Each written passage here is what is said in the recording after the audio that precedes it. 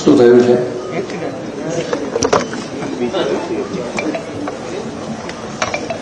એક્સિડન્ટનો વાંધો. શહેરી વિકાસ અને શહેરી ગૃહ નિર્માણ વિભાગ અંતર્ગત સુરેન્દ્રનગર મહાનગરપાલિકા તથા વિવિધ વિભાગના 539.26 કરોડના વિકાસ પ્રકલ્પોના લોકાર્પણ અને ખાતમુહૂર્ત પ્રસંગે આપણી સૌની સાથે મંચ ઉપર ઉપસ્થિત મારા સાથી મંત્રી શ્રી પ્રદ્યુમનભાઈ વાજા, શ્રીમતી દર્શનાબેન વાઘેલા, મારા સાથી ધારાસભ્ય શ્રી પ્રકાશભાઈ વરમોરા, શ્રી કિરીટસિંહ રાણા, શ્રી પી.કે. પરમાર, શ્રી શામજીભાઈ ચૌહાણ, પ્રદેશ ભાજપના મહામંત્રી શ્રી હિતેન્દ્રસિંહ ચૌહાણ, પદ્મશ્રી લવજીભાઈ પરમાર, પૂર્વ સાંસદ શ્રી મહેન્દ્રભાઈ મુજપરા, શ્રી શંકરભાઈ વેગડ, પ્રદેશ ભાજપ કારોબારીના સભ્ય શ્રીમતી વર્ષાબેન દોશી, શ્રીમતી જીજ્ઞાબેન પંડ્યા, પ્રદેશ ભાજપ કારોબારી સભ્ય શ્રી દિલીપભાઈ પટેલ, પૂર્વ ધારાસભ્ય શ્રી ધનજીભાઈ પટેલ, શ્રી ધનરાજભાઈ કેલ્લા, જમીન વિકાસ બેંકના ચેરમેન શ્રી મંગળસિંહ પરમાર, વઢવાણ તાલુકા પંચાયતના પ્રમુખ શ્રી અંબરભાઈ દેવૈયા, જિલ્લા ભાજપ મહામંત્રી શ્રી જયેશભાઈ પટેલ, શ્રી ધીરુભાઈ સિંઘવ, હાર્દિકભાઈ ટમાલિયા, સુરસાગર ડેરીના પૂર્વ ચેરમેન શ્રી વિહાલભાઈ સભાર, વઢવાણ શહેર ભાજપ પ્રમુખ શ્રી દેવાંગભાઈ રાવલ, જિલ્લા collector Shri KS. Yagnik, municipal commissioner Shri RM. Jalandhara, આમંત્રિત સર્વે મહાનુભાવો, પ્રેસ મીડિયાના મિત્રો, સૌને મારા નમસ્કાર. ઝાલાવાડની આ ધરતી પર આજે વિકાસ ઉત્સવ ઉજવાઈ રહ્યો છે. આ વિસ્તાર એક સમયે પાણીની તંગી, રોજગારીની મર્યાદિત તકો, ઇન્ફ્રાસ્ટ્રક્ચરના પડકારોનો સામનો કરતો હતો. પણ વિશ્વ નેતા અને યશસ્વી વડાપ્રધાન શ્રી નરેન્દ્રભાઈ મોદી આ વિસ્તારની સમૂળથી કાયાપલટ કરી દીધી છે. તેમણે નર્મદાનું પાણી, રોડ ઇન્ફ્રાસ્ટ્રક્ચર, કનેક્ટિવિટી અને ઉદ્યોગોને પ્રોત્સાહન તથા કપાસની ખેતીને વેગ આપીને આ સૂકી ધરતી પર વિકાસનું સિંચન કર્યું છે. વિકાસની રાજનીતિ તેમની એ પરંપરા આગળ ધપાવતા આજે એક જ દિવસમાં એક સાથે 539 કરોડના વિવિધ વિકાસ કામો આ શહેર અને જિલ્લાને આપવાની તક મળી. અત્યાર સુધી જે પ્રમાણે વિકાસ અને વિકાસની મર્યાદા, એક નાનું ઉદાહરણ તમને આપું તો કે જ્યારે માન્ય વડાપ્રધાન શ્રી શહેરી વિકાસ વર્ષ 2005માં શરૂ કર્યું, અહીંયા ઘણા બધા વડીલો બેઠા છે. એ વખતે જયારે 2005માં શરૂ કર્યું ત્યારે એની બજેટ સાઇઝ 585 કરોડ રૂપિયા હતી.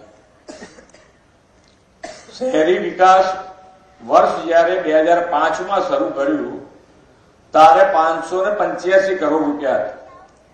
અને આજે જયારે આપણે ગયા વર્ષે 2025નું વર્ષ શહેરી વિકાસ વર્ષ ઉજવ્યું ત્યારે આપણું બજેટ 30,000 કરોડ રૂપિયા છે. 30,000 કરોડ રૂપિયા. જે કામ તમારે જોઈએ એ કામ તમે આયોજનબદ્ધ રીતે, અત્યારે મહાનગરપાલિકા બની છે તો મહાનગરપાલિકામાં, જિલ્લામાં હોય તો જિલ્લામાં આપના ધારાસભ્ય સાથે બેસીને ક્રમબદ્ધ બનાવો તમે, તો મને નથી લાગતું કે તમારે 5 વર્ષમાં, 5 થી 7 વર્ષમાં જોઈતા બધા જ આયોજન પૂરા થઈ જાય એવું કામ છે. આટલું મોટું બજેટ છે, તમારે વાપરવાનું તમારે છે, પણ આયોજન દર વર્ષે આપણે બીપીએલ કાર્ડ માટે 60 હોરાના વૃદ્ધા પેન્શનમાં બીપીએલ કાર્ડ માંગે છે. બીપીએલ કાર્ડ સાહેબ નવા 2002 પછી જાહેરાત નથી કર્યા. તમે સાહેબ મારી રજૂઆત સાંભળી લો. હું કોઈ દબાણમાં કરવા નથી આવ્યો. મારી વાત સાહેબ, મારી વાત તમે એમ નહીં, તમારે ચાલુ મીટિંગમાં તો નથી જ કહેવાતું ને એમ. સાહેબ તમે એમ નહીં પડે તો અહીંયા મીટિંગમાં અંદર આવીને બોલી શકાય ભાઈ. હું નગરપાલિકાએ કલેક્ટરે મામલતદારે સાહેબ 10 વખત રજૂઆત કરી. તમે મારી વાત રજૂઆત કરો છો સાહેબ, કોઈ હાજરતું નથી મારી. તમે મારી વાત સમજો. ચાલો, એ તો એ એમનું કામ કરે અને આવું બધું ચાલ્યા જ કરવાનું. એમાં એ લોકોને રજૂઆત કરવાની ને ડિસ્ટર્બ કરવાનું ચાલવાનું હતું. નાનું મોટું પોલિટિક્સ ઇલેક્શનો આવે એટલે ચાલે, આપણે બહુ એની હાઈવે કરવાની.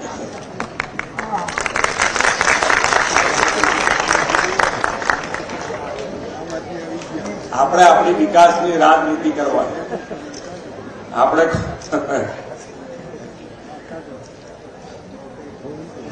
કોર્પોરેશન અને જિલ્લો બંનેમાં ખૂબ સારી રીતે આજે 539 કરોડના કામ, અને એમાં મુખ્ય કામો શિક્ષણ માટે, હેલ્થ માટે અને પાણી માટેના ખૂબ મોટા આયોજનો આની અંદર લેવામાં આવ્યા છે. સાથે સાથે હમણાં અહીંયાથી બેન જે કહેતા હતા, સ્વનિધિ જે યોજના બનાવેલી છે, એ યોજનામાં જે નાના ગલ્લાવાળા છે, નાના ફેરિયાઓ છે, એના માટેની ખૂબ સારી યોજના બનાવેલી છે કે ફેરિયાઓને ઘણા બધા અહીંયા બેઠા હશે, એમાંથી કોઈ આ નાનો મોટો ધંધો કરતા હોય તો એમને જયારે પૈસા જોઈતા હોય ત્યારે એ લોકો લાવે ક્યાંથી, અને લાવે તો એનું વ્યાજનું દર શું? એ વ્યાજના દર ખૂબ ઊંચા એ લોકોને ભરવાના પડતા. પણ આ જે સ્વનિધિ યોજના બનાવી છે એની અંદર તમે 10,000 રૂપિયા બેંકમાંથી એને મળે, ખૂબ ઓછા દરે મળે. 10,000ની લોન ભરી દે તો 20,000ની લોન મળે. 20,000 રૂપિયા ભરી દે તો 50,000 રૂપિયા સુધીની લોન એને મળતી થઈ. આ ખૂબ સારી યોજના છે. એનો લાભ જેટલો તમે અપાઈ શકો એટલો વધારે આ લાભ લોકોને તમારે અપાવવો જોઈએ. સ્વચ્છતાની વાત કરી. સ્વચ્છતા જે કરી રહ્યા છે એનું પણ આયોજન કરીને અહીંયા આગળ એમનું સ્વાસ્થ્ય માટેની પણ ચિંતા કરી છે.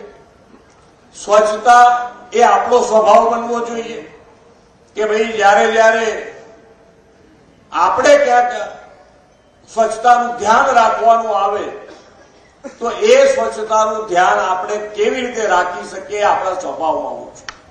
ઘણી વખતે આપણે ગાર્ડનમાં બેઠા હોય કે ક્યાંય પણ જાહેર સ્થળ ઉપર બેઠા હોય તો આજુબાજુ આપણે જોઈને આપણો વિચાર કરતા હોય છે સ્વચ્છતા માટે કે ભાઈ આજુબાજુ વાળા ક્યાંક પડીકું મૂકીને જતા રહે નાસ્તો કર્યા પછી, તો આપણે શું કરવાનું?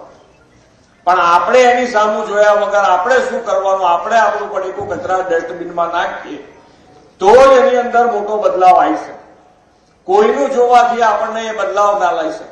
પણ જેટલા તમે સૌનો સાથ, સૌનો વિકાસ, સૌનો વિશ્વાસ, સૌના પ્રયાસ મંત્ર સાથે આપણે આગળ વધતા હોઈએ ત્યારે બધા જો સાથે મળીને કામ કરીએ, સ્વચ્છતા માટેનું કામ પણ જો ધ્યાન રાખીએ, આપણો સ્વભાવ બનાવીએ તો આપણું શહેર જે અત્યારે સ્વચ્છતામાં ધ્યાન રાખી રહ્યું છે એમાં ખૂબ મોટો બદલાવ આવી છે. આપણને બધાને એની અંદર રસ પડતો થઈ ગયો છે કે ભાઈ ના, સ્વચ્છતા આપણને બધાને ગમતી થઈ છે. પણ છતાંય ક્યાંક આપણે નાની મોટી આપણે જાતે ભૂલો કરી નાખીએ છીએ. અને આની અંદર આપણે જો સ્વભાવ બનાવીશું તો 100% મને વિશ્વાસ છે કે સ્વચ્છતામાં સુરેન્દ્રનગર ખૂબ સારી રીતે આગળ વધી શકશે.